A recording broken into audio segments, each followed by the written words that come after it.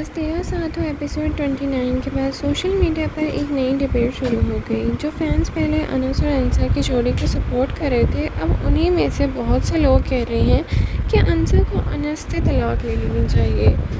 क्या अनस वाकई अंसा का साथ देने में फ़ेल हो गया है और ये फिर व्यूअर्स उसके कैरेक्टर का गलत समझ रहे हैं? आइए डिटेल रिव्यू करते हैं।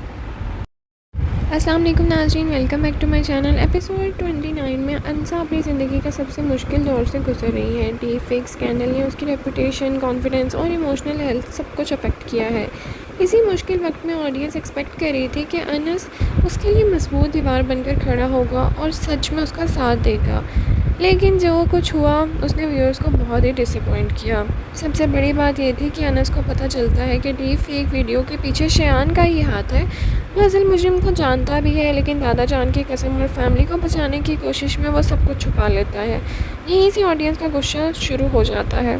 फैंस का कहना है कि जब बीवी की इज़्ज़त और इंसाफ की बात हो तो खामोशी भी एक तरफ की सपोर्ट बन जाती है। एपिसोड के बाद सोशल मीडिया यूज़र्स ने खुलकर अपनी फ्रस्ट्रेशन एक्सप्रेस करनी शुरू कर दी। कई व्यूअर्स ने लिखा कि अनस अच्छे इंसान हो सकता है, लेकिन वो हस्बैंड के तौर पर अंसा को प्रोटेक्ट नहीं कर रहा।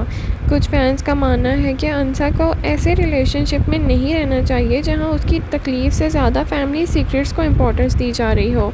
इसी वजह से अंसा डिज़र्व्स बेटर और अंसा शुड लीव अनस जैसे कमेंट्स वायरल हो रहे हैं। अब सवाल ये है कि क्या वाकई तलाक की सलूशन है? हमारी नज़र में सिचुएशन इतनी सिंपल नहीं। अनस नेगेटिव कैरेक्टर नहीं है, वो जेन्युइनली अंसा से मोहब्बत करता है और उसकी केयर भी करता है। मसला सिर्फ ये है कि वो फैमिली लॉयल्टी और मैरिटल रिस्पॉन्सिबिलिटीज़ के दरमियान फंसा हुआ है। उसकी नीयत बुरी नहीं है, लेकिन उसका डिसीजन डेफिनेटली क्वेश्चनेबल है। दूसरी तरफ अंसा को देखें तो उसका गुस्सा, फ्रस्ट्रेशन भी बिल्कुल जस्टिफाइड है और उसकी ज़िंदगी तबाह करने वाले इंसान को सज़ा मिलनी ही चाहिए। उसे सच नहीं बताया जा रहा और हर रोज़ उसे अनसर्टेनिटी का सामना करना पड़ रहा है। एपिसोड 29 के बाद एक और बात जो फैंस डिस्कस कर रहे हैं वो है हारिस वहीद की परफॉर्मेंस। शयान के रोल में उन्होंने इतनी कन्विंसिंग एक्टिंग की है कि व्यूअर्स वाकई कैरेक्टर से नफरत करने लगे हैं, बल्कि उनके फ़नी सीन्स को तो लाइक भी बहुत कर रहे हैं। अब स्टोरी का सबसे इम्पॉर्टेंट क्वेश्चन यही है कि क्या अनस अपनी खामोशी तोड़ेगा भी या नहीं? क्या वो अंसा को सब कुछ सच बताएगा और उसका ट्रस्ट वापस हासिल करेगा, या फिर उसकी यही हेसिटेशन उसकी शादी को ख़तरे में डालेगी?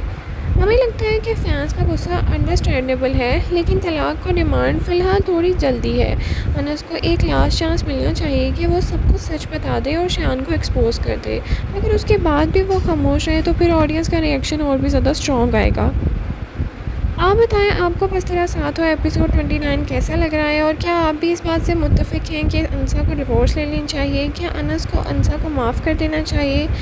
और कमेंट सेक्शन में अपनी राय का इज़हार ज़रूर करें। लाइक, शेयर, सब्सक्राइब करना ना भूलिए। Thank you so much for watching. अल्लाह हाफ़िज़।